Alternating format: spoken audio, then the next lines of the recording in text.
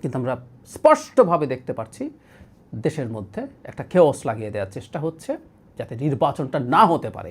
এই নির্বাচন যদি না হতে পারে, এটা আদতে ভারতের এক্সপেকটেশন যে ভারতকে আমরা শাস্তি দেব, ভারতকে প্রতিবাদ করব, বলছি না, এটা ভারতেরই পারপাস সার্ভ করছে। আই রিপিট, শুধু ভারত কি, বাংলাদেশেও কিছু রাজনৈতিক দল আছে, কিছু ব্যক্তি আছেন যারা চান না বাংলাদেশে নির্বাচন হোক।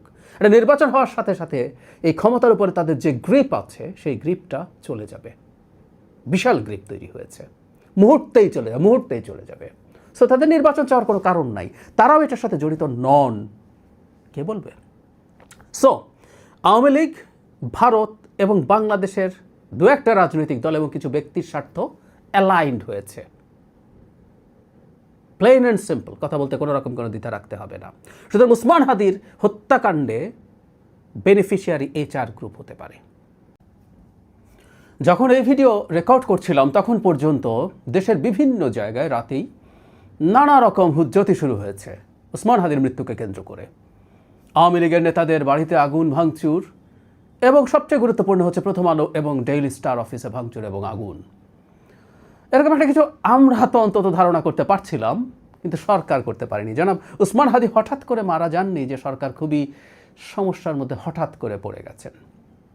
1 সপ্তাহ আগে গুলিবিদ্ধ হাদি প্রায় 1 সপ্তাহ মতো বেঁচে থেকে মারা গেছেন, এবং গতকালই প্রধান উপদেষ্টা বলছিলেন দেশবাসীকে শান্ত থাকতে। তার মানে তার কাছে বার্তা ছিল।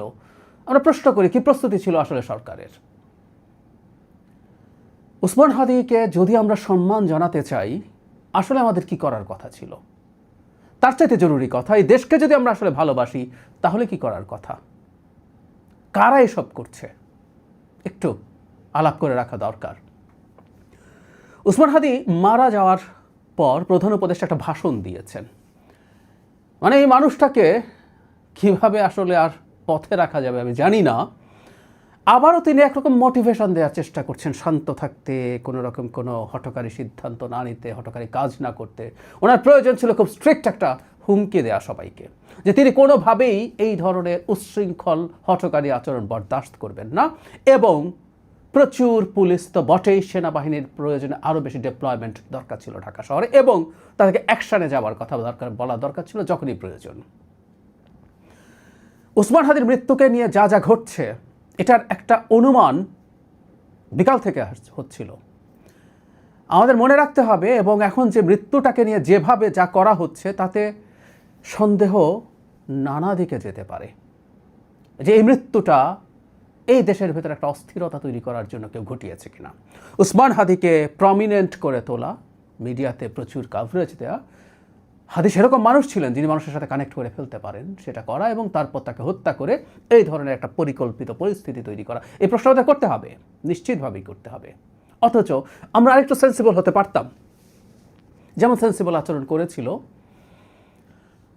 ভারতের মুসলিমরা। আমাদের মনে আছে নিশ্চয়ই বাবরি মসজিদের স্থানে যখন রাম মন্দির করার রায় দিয়েছিল ভারতের সর্বোচ্চ আদালত, এটা একটা হাস্যকর রায় হিসেবে ভারতেই খুব পরিগণিত হয়েছে এবং হাসাহাসি হয়েছে এটা নিয়ে, যে কিছু মিথোলজির ওপরে ডিপেন্ড করে একটা রায় দেওয়া হয়েছে।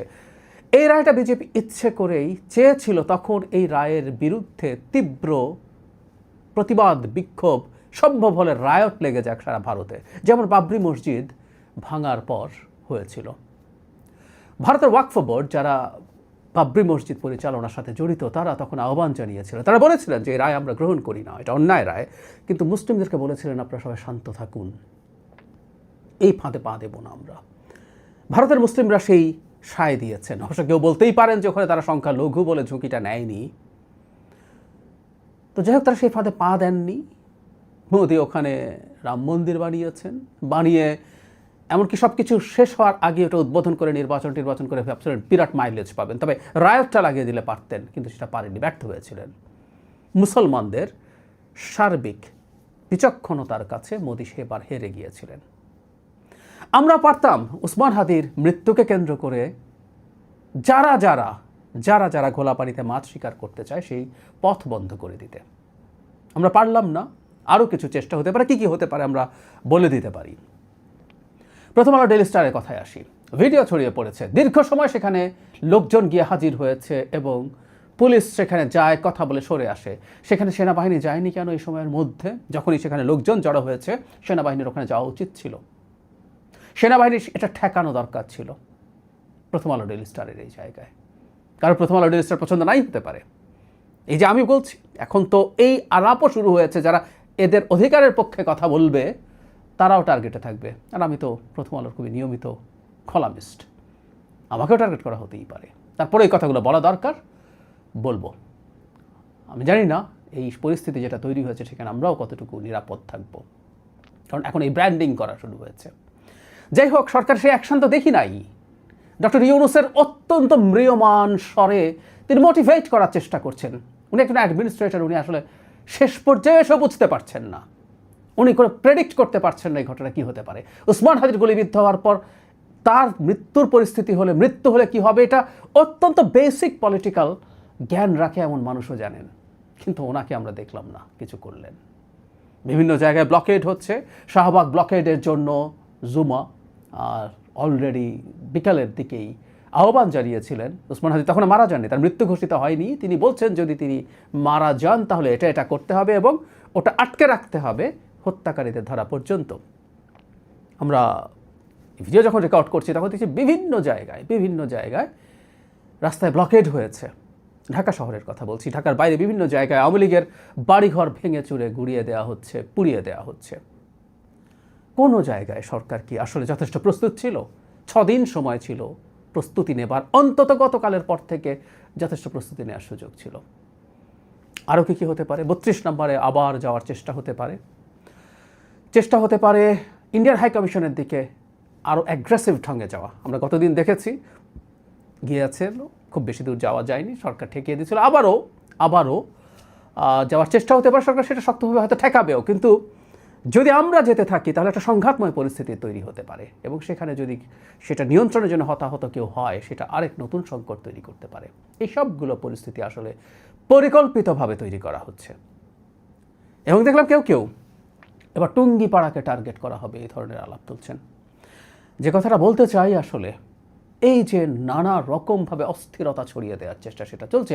সাথে যুক্ত করে রাখি, কিছু ব্যক্তিকে টার্গেট করা হয়েছে যারা ঘোষণা দিচ্ছেন নাম ধরে যে এই ব্যক্তি যেহেতু ওসমান হাদির সমালোচনা করেছে, ইনকিলাব মঞ্চের কর্মকাণ্ডের সমালোচনা করেছে, তাই এরাই ওসমান হাদিকে হত্যাযোগ্য করে তুলেছে, সুতরাং এরা হত্যাযোগ্য। বিরাট সব বিপ্লবী দেখি আসলে এখন 5 তারিখের পর থেকে এক একজনের গলা এমন চড়েছে, এদের মধ্যে শিশু নন, কিন্তু শেখ হাসিনার সময়ে ন্যূনতম টু শব্দ কয়জন করেছে এগুলো আমাদের দেখা আছে। কারণ আমি প্রায় বলি যে শেখ হাসিনার পুরো এন্টায়ার সময়টার অ্যাক্টিভিজমের হিস্ট্রি আছে, তো কে কী করেছে না করেছে আমাদের দেখা আছে। তারা তাদের পুরনো যে কিছু করেনি, চুপ করেছিল, সেটার জন্য দ্বিগুণ গলা উঁচু করে এইসব হুমকি ধামকি বহু মানুষ দেশের ভেতরে থেকেও দিয়ে যাচ্ছেন। এই পরিস্থিতি নিজেদের মধ্যেও সংঘাত এবং আস্তে আস্তে এটা দলের মধ্যে সংঘাত তৈরির প্রবণতা বা চেষ্টা করা হচ্ছে, এটাই চেয়েছিলেন। তো সুতরাং ওসমান হাদির মৃত্যুকে কেন্দ্র করে যা করা হচ্ছে, প্রত্যেকটা জিনিস যে ভারতের কথা বলা হচ্ছে যে ভারত এটা ঘটিয়েছে, ভারত এটার সাথে আছে, আওয়ামী লীগ আছে, ইয়েস তারা বেনিফিটেড, তারা থাকতেও পারে, কিন্তু প্রত্যেকটা কাজ আদতে, আমি গতকালই বলেছিলাম, প্রত্যেকটা কাজ আদতে তাদের পারপাস সার্ভ করছে। প্রথম আলো ডেইলি স্টারের ওখানে খুবই উগ্রডানপন্থীদেরকে দেখা গেছে। উগ্রডানপন্থীরা ফেসবুকে এটা নিয়ে আহ্বান জানাচ্ছেন লোকজনকে দেশ থেকে বিদেশ থেকে। ফলে বাংলাদেশে যে উগ্রবাদ, ইসলামিক এক্সট্রিমিজম, ইভেন ভারত বাংলাদেশের যে হাই কমিশনারকে ডেকে নিয়ে গেল, সেখানে এক্সট্রিমিস্টরাই ভারতের দূতাবাসের দিকে যাচ্ছে বলে বলা হয়েছে।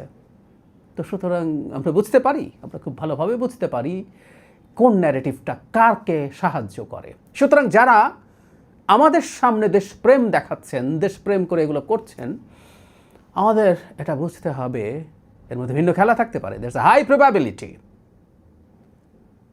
তাদের, কারণ এটা ভারতের ওদেরই বয়ানকে সাহায্য করছে, দেশে যাদেরকে আমরা দেশপ্রেমিক হিসাবে দেখছি, মিলিটেন্ট ওয়েতে এসব করছেন। সতর্কবার্তা জানানোর চেষ্টা করেছি, হয়নি। বাংলাদেশ একটা নির্বাচনের দিকে যাচ্ছে, ওসমান হাদি নিজে নির্বাচনের দিকে যাচ্ছিলেন। হাদি চলে গেছেন, হাদিকে যদি জিজ্ঞেস করা যেত তিনি কি করবেন, তিনি কি ভালো মনে করতেন এই সময়ে। আমি বিশ্বাস করি তিনি বলতেন এসব অ্যানার্কি না করে দেশ যেন নির্বাচনের দিকে যায়। 5 আগস্ট পরবর্তী সময়ে বিভিন্ন জায়গায় বিভিন্ন সময়ে অ্যানার্কি হয়েছে। এগুলোর প্রতি জনাব ওসমান হাদির সমর্থন বা এগুলোর পক্ষে যাবার একটা প্রবণতা শুরুর দিকে ছিল, কিন্তু শেষ পর্যন্ত উনি নির্বাচনেই মনোযোগ দিয়েছিলেন।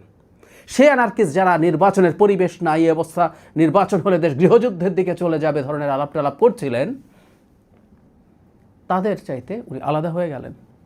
নিবিষ্ট মনে তিনি নির্বাচন করতে চেয়েছেন, তিনি ফান্ড চেয়েছেন মানুষের কাছে, মানুষ তাকে টাকা দিয়েছে, সে টাকায় মুড়ি বাতাসা কিনে মানুষকে খাইয়েছেন, রাস্তায় রাস্তায় হেঁটেছেন ফজরের নামাজের পর থেকে সারা দিন মানুষের সাথে জনসংযোগ করতে। উনি নির্বাচনের পথেই হাঁটা দিয়েছিলেন। তো সুতরাং ওসমান হাদি একটা স্থিতিশীল বাংলাদেশ চেয়েছিলেন, যেটা শুধুমাত্র একটা গ্রহণযোগ্য নির্বাচনের মাধ্যমেই হতে পারে, এবং নির্বাচন ছাড়া আর কিছুর মাধ্যমে সেটা সম্ভব না।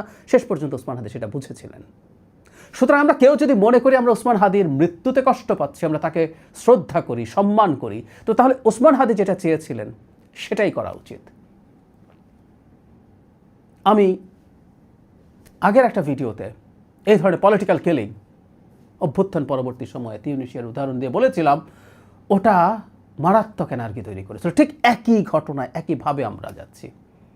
সম্ভাবনা আছে এরকম চেষ্টা আরও হবে, কেউ কেউ হয়তো হত্যা চেষ্টা হবে, কেউ হত্যাকাণ্ডের শিকারও হতে পারেন, যে কেউ হতে পারেন, যে কেউ হতে পারেন। কারণ এখন বিরাট বিরাট সব বিপ্লবী দেখি, বলছি তো বহু সময় দেখিনি, দেশের ভেতরে মানে বিরাট গলা চড়াচ্ছেন অনেকে, জাস্ট চুপ করে বসেছিলেন। আমাদের সব দেখা আছে, সব জানা আছে। তো ফলে খুনটুন যদি আরও হয়ও, ওটা চাওয়া উচিত হবে আমাদের, যেটা যাতে নির্বাচন কোনোভাবে বাধাগ্রস্ত না করে। কিন্তু আমরা স্পষ্টভাবে দেখতে পাচ্ছি দেশের মধ্যে একটা কেওস লাগিয়ে দেওয়ার চেষ্টা হচ্ছে যাতে নির্বাচনটা না হতে পারে। এই নির্বাচন যদি না হতে পারে, এটা আদতে ভারতের এক্সপেকটেশন যে ভারতকে আমরা শাস্তি দেব, ভারতকে প্রতিবাদ করব, বলছি না, এটা ভারতেরই পারপাস সার্ভ করছে। আই রিপিট, শুধু ভারত কি, বাংলাদেশেও কিছু রাজনৈতিক দল আছে, কিছু ব্যক্তি আছেন যারা চান না বাংলাদেশে নির্বাচন হোক। এটা নির্বাচন হওয়ার সাথে সাথে এই ক্ষমতার উপরে তাদের যে গ্রিপ আছে সেই গ্রিপটা চলে যাবে। বিশাল গ্রিপ তৈরি হয়েছে, মুহূর্তেই চলে যাবে। সো তাদের নির্বাচন চাওয়ার কোনো কারণ নাই, তারাও এটার সাথে জড়িত নন, কে বলবে? সো আওয়ামী লীগ, ভারত এবং বাংলাদেশের দু একটা রাজনৈতিক দল এবং কিছু ব্যক্তির স্বার্থ অ্যালাইন্ড হয়েছে। প্লেন অ্যান্ড সিম্পল, কথা বলতে কোনো রকম কোনো দ্বিধা রাখতে হবে না। সুতরাং ওসমান হাদির হত্যাকাণ্ডে বেনিফিশিয়ারি এই 4 গ্রুপ হতে পারে, কারণ যে কাণ্ড ঘটানোর চেষ্টা হচ্ছে সেটা থেকে আমরা এটা ইন্টারপ্রেট করতে পারি। আমি সরকার যা করছে, যেভাবে করছে, এই অথর্ব সরকারের আসলে ক্ষমতায় থাকার কথা ছিল না, এই সরকার চলে যাওয়ার কথা বলতাম, কিন্তু প্রায় বলি যে ডক্টর ইউনূসের সরকার চলে গেলে সম্ভবত আমরা আরও বেশি আনসার্টেনিটির দিকে চলে যাব। সে কারণে তাকে ক্ষমতায় রেখেই, ক্ষমতায় থেকেই কঠোর ব্যবস্থা নেবার জন্য আমরা কঠোরভাবে আহ্বান জানাচ্ছি।